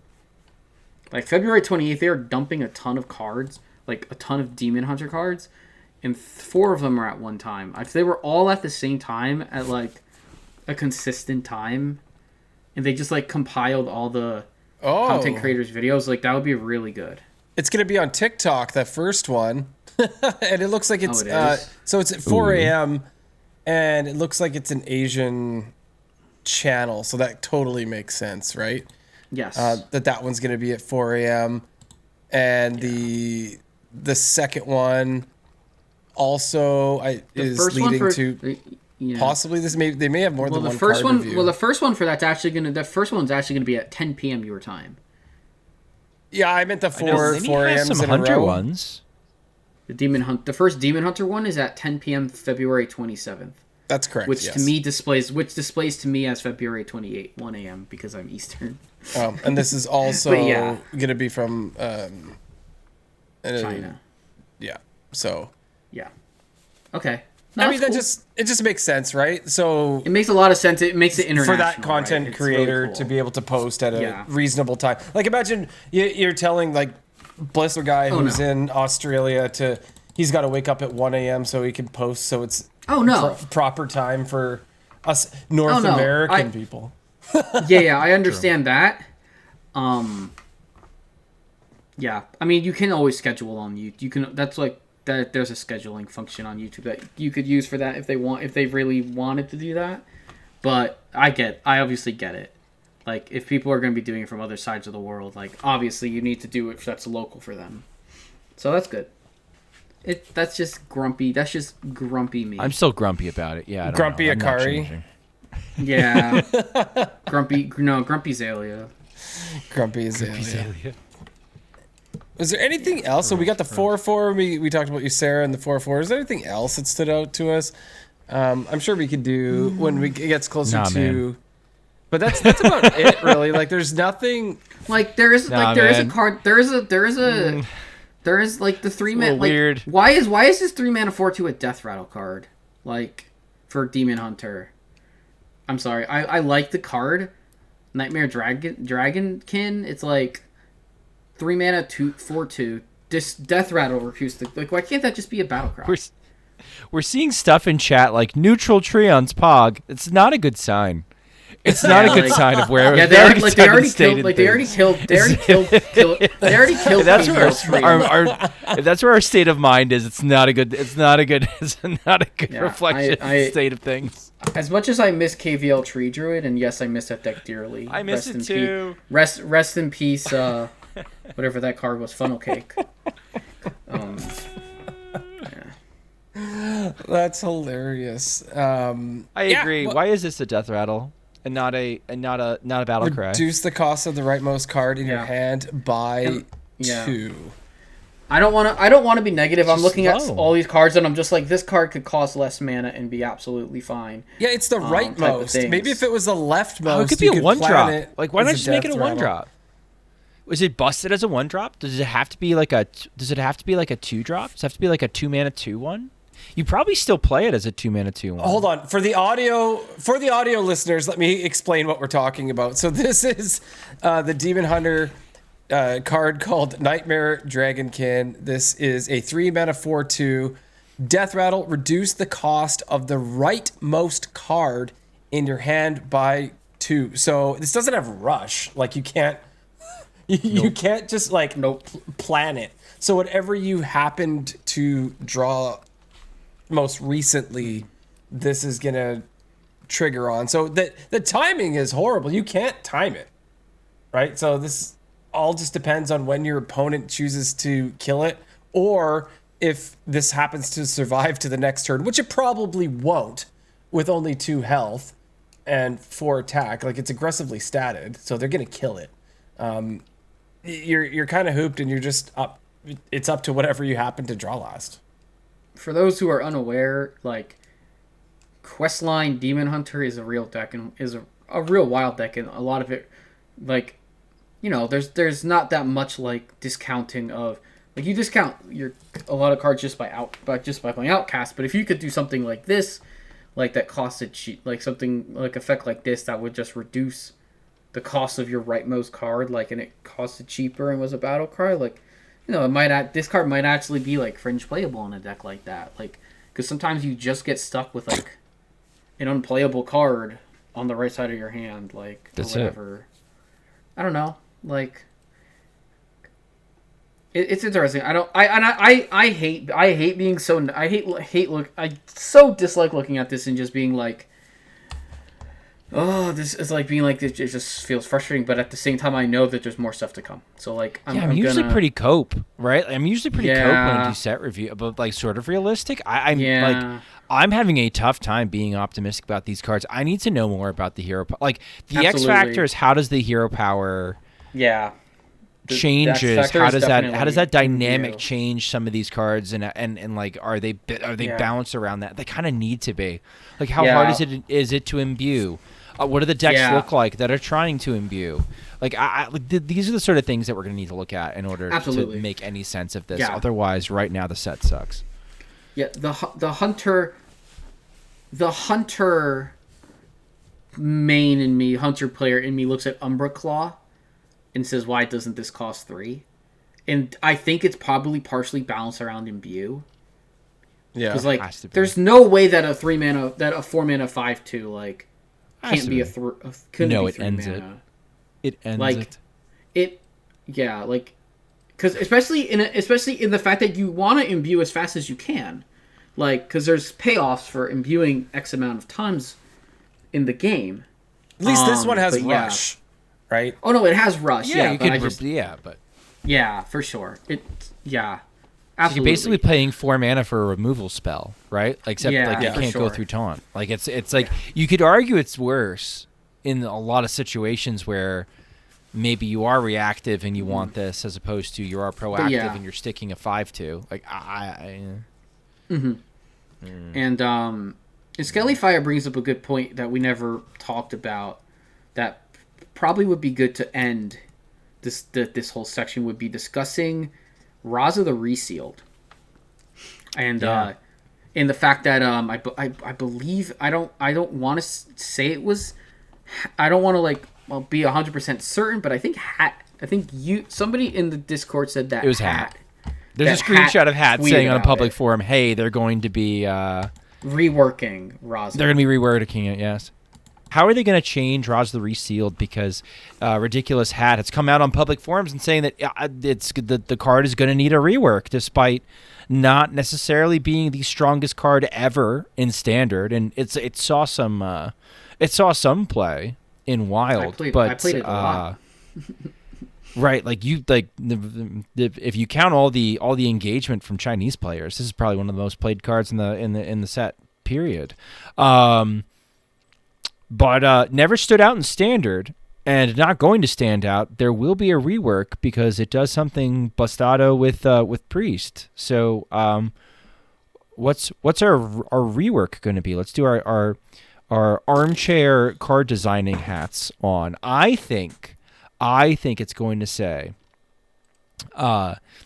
Death Rattle for the rest of the game. Your minions have +1. Your charged minions have +1 attack. So what do you guys think? What do you guys think they're going to do? So for those who are unaware, I will read what Raza the Resealed currently says. I guess we already said that. 5 mana, 5/5, legendary card, battle cry. For the rest of the game, your hero power refreshes whenever you play a card. So I think, I hope that they give it some neat thing that might make it viable. I mean, I guess like they could always just make it like maybe it would end up being like the Hunter quest line, which I believe only refreshed on spell, if I'm not mistaken. Yeah, I think you pick minion or spell. Yeah. Yeah, Okay. potentially. Right. I mean, I mean, this is a suggestion from the chat. Like, I'm not 100% sure how they'll rework it, but I hope if they keep it away from being a hero power card, that it has some usefulness. Yeah, if they want to make it good, they could pick spell. If they want to make it bad, they can pick minion. Right? Because you could play spells infinitely, and you can't play minions infinitely. And you can discount, and like, obviously in Wild, Priest has so many low-cost spells and ways to make spells cost less, more than minions.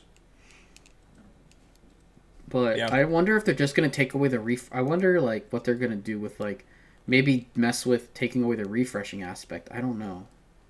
Did they say when we'll see the rework? Do we know? Is it going to drop, like... going to be some future date. Not like on the rotation date?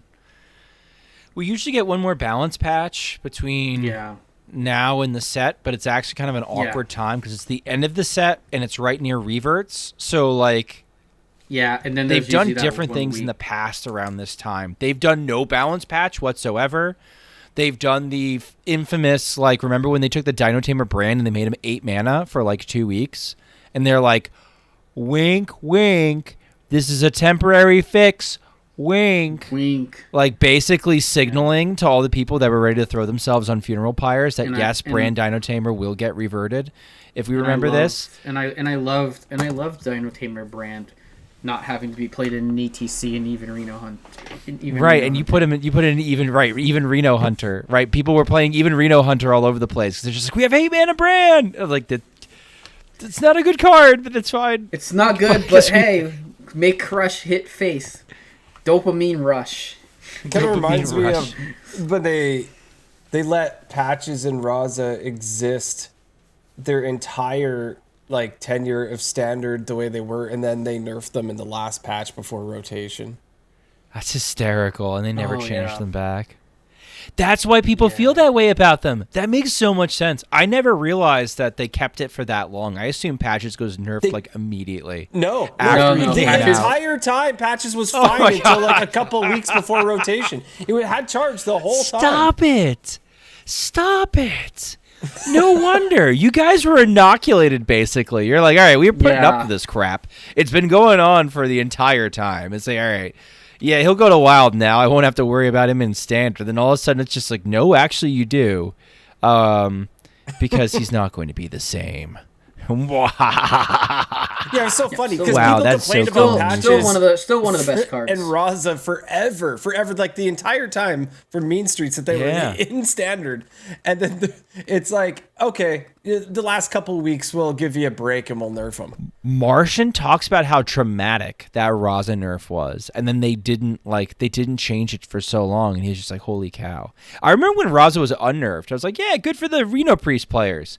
And like, what a stupid, uninformed statement that was. Yeah, good for the Reno Priest players. Because then I remember Reno Priest absolutely terrorizing me for years. For freaking years, man. I mean, I played a lot of Reno Priest too. So, like, you know, you can't have it both ways. Like, two sides of the coin. But just like, you know, I remember the Raza Reaver and the pure joy from the community being like, yay, this is a good thing. And then I was just like, God, I hate Raza Priest. I hate Raza Priest. Oh my God. So I know I'm gonna spin something that we should move off of. I'll just say, Patches became a card on November 29th, 2016, and it was not nerfed until February 6th, 2018. So this was literally done like a month before rotation. Yeah. This card had charged the entire time that it was in Standard. He was at charge for 2 years. Yep. He had charged for almost, and they nerfed his voice line. It's Yes, they did. incredible. It's Yep. incredible the downfall of this man. And Patches is still one of the best cards in Hearthstone, even without it, just because of deck thinning. Yeah, that part might be overstated, right? It might be more about board presence at this point, especially because we have things It's like both, Hosen that you can coin out, and like just like Yeah, for sure. Void Touch Attendant being yeah. stupid, and he's really a 2/1. Like that might be overstated, but yes, still a very safe craft. If you're crafting a pirate deck in Wild, because as long as there's pirate decks, there will probably be patches in them. Yeah. Yeah, I can't tell you how many times pre-nerf that I would forget to attack with patches because I tend to play quick, and I would Oh, like no. I would And do you a get the turn immediate that's oops. like cannon coin. Did you get an oops? Wait. Yeah, I can coin 1-drop pirate end turn, right? And then I'd be like, dang it, and I'd forget to Yeah, attack with patches. And yes, wow, or oops, or whatever. I was gonna say, Grandpa, you had oops back then, right? Oh yes, yeah. Oh my gosh. So you mean So you forget to attack with patches, and you get oops. Yeah. Oh my gosh, sorry. Yeah, absolutely. Yeah. The good old sorry that you can only get with like Noggin man. Fogger now. I think you can get it. Oh. You can get it with Noggin Father. Yeah. Yeah. But I used to miss it and I'd forget. And then when they nerfed it, I was so choked. But part of me was like, well, I guess I can't screw that up anymore. Because I used Dodging sorry emotes. Yeah, dodging the sorry emotes. Yeah, good times, right? But yeah, so exciting news. Stoked for the new set.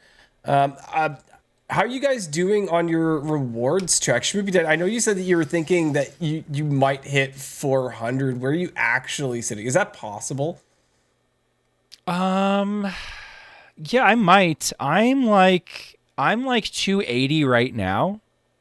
If I made a concerted effort to Wait, you got a month. You got just over a month. The 25th of March drops on. yeah, Today's the but 21st of something I February. have built up is I have been so grumpy about the old achievements that gave us experience. Now, it's amazing. Those achievements still give experience. If I really sat down and off stream just worked on grinding achievements and got the low-hanging fruit and just sort of tacked on experience that way, I think that would supplement the old ways of engaging with the game that a lot of people did sort of guilt-free to get some experience that way. I think that would sort of like slide in for that. So instead of queuing into like, I don't know, mercs for half an hour at a time, now I could just farm an achievo and get the same amount of experience, maybe even get more, and still do something incredibly passive where I'm just sort of brain dead, just clicking buttons. So that might be the way to go. I could get there. I still do Wild basically, a couple hours every night. So yeah, I don't think it's too far away. How about you, Azalea? I am currently at 144 on the rewards track. Nice. Which is one of the higher amounts. Like before this expansion, like when I was mainly like playing, I guess I'd be like just playing for THL essentially. Like there's a good long while where like my enjoyment was slightly lower in the game, and like I didn't really play a ton of like Wild or a ton of Standard. But this expansion really been loving the Wild format, and so and part of it probably has to do with viable hunter decks. But also just like the decks in general that are good, like they feel they're types of decks I enjoy, I guess. Like I like a good smorky 40 Shadow Priest. But I also sometimes just like making my opponent go minus 100 with Holy Wrath, which is completely silly and stupid. But it should probably not exist in the game. But yeah.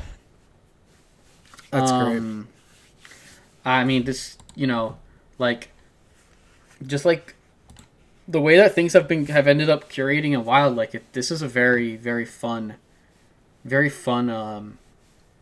moment in the history of the format, at least for me. Yeah, I think that there's been enough switch up that people, especially when the StarCraft set dropped, that people are trying to do other things. Never have I seen a mini set impact Wild as much as this, because people just love playing those cards, and that's really Cards cool. are fun, yeah. Yeah, they're really fun. Even though I only actually play the cards in Standard. I've been doing just regular Wild things. Yeah, shake your head at me, Schmoopydady. I see you.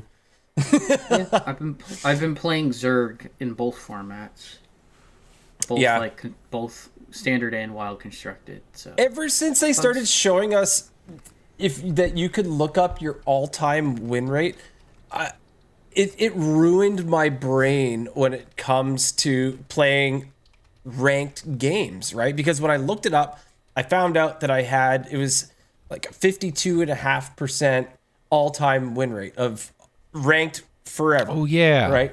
And our Schmoopydady, you were the best, because you used to, do a thing where you liked to, be at the bottom of the legend ladder.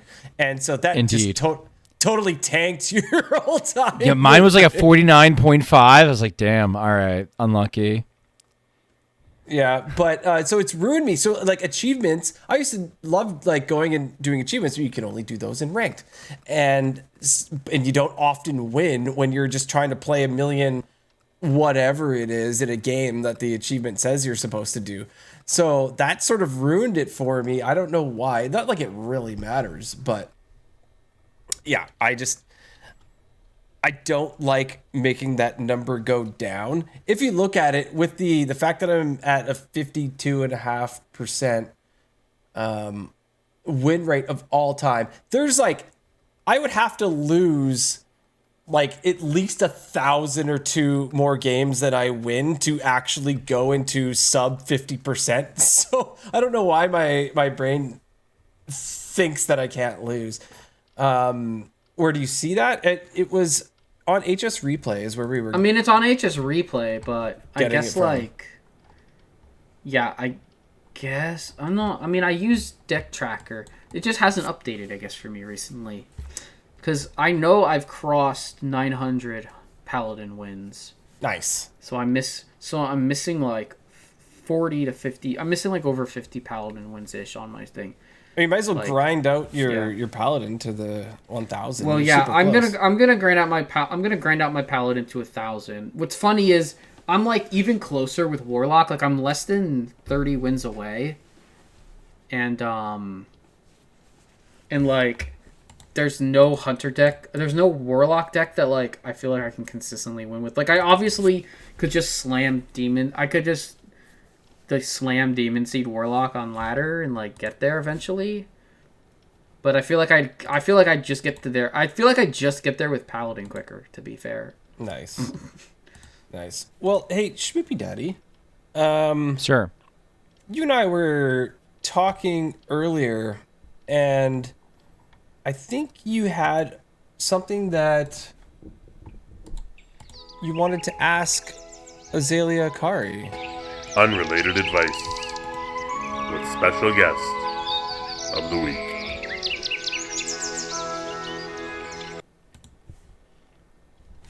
All right, Azalea. All right. Now, I believe I last time you were on, I think I asked you about your speedrunning expertise and like, Sure. best practices and how ways to prepare yourself and whatnot.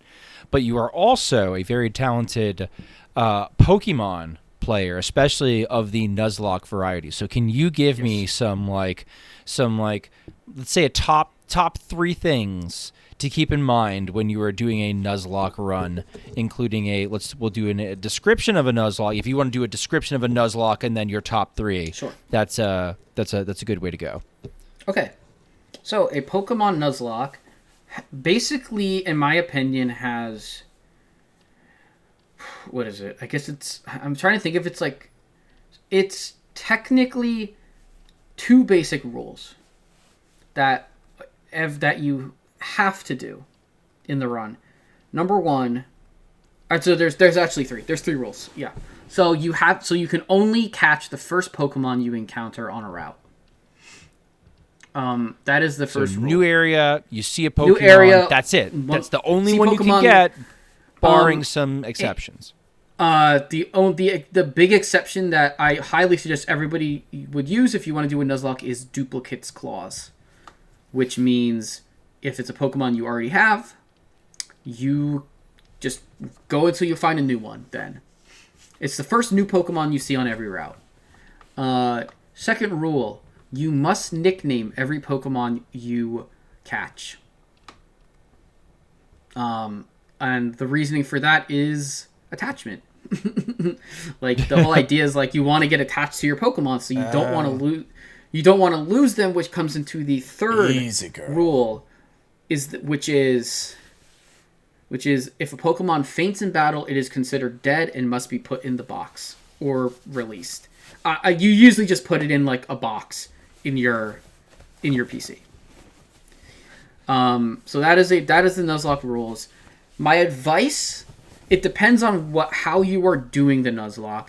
If you are doing the Nuzlocke on the computer, on a totally legal emulator with a totally legal ROM of the game, I suggest putting in a rare candy code and saving yourself all the time in the world of grinding the game. Unless you love grinding the game, in which case, don't worry about it. Just grind your levels. Former Even Shaman player, grinding is not an issue for like button drool. Yeah, I did notice you had the text sped up though when you were doing battles, which seems to be smart. So yeah, and I adjusted my set. Well, it depends on the. But also true. And honestly, from there, like, you can implement whatever rule you want. You can make it more difficult. You can make it like you can make it what you want. Like my personal rules, I play by what's called hardcore Nuzlocke rules, which means I am not allowed to use items from my bag in battle. You can attach. You can have Pokemon hold items during the battle that can activate. That is perfectly fine and highly encouraged. Things like berries, etc. I play by rules where I'm not allowed to level my Pokemon above the level of the gym leader's highest level Pokemon, so they're ace. So I abide by a level cap, and not using items in battle like healing items or X items, which are completely broken. If you get to, because if you use them, especially because most AIs in the game are not that smart. Right. But yeah, and honestly, the key thing with doing it, have fun. Please just do whatever rule set you want and have fun. If anyone tells you your rule set is bad or dumb, well then they're stupid. Because the point of the game is to have fun playing Pokemon however you see fit.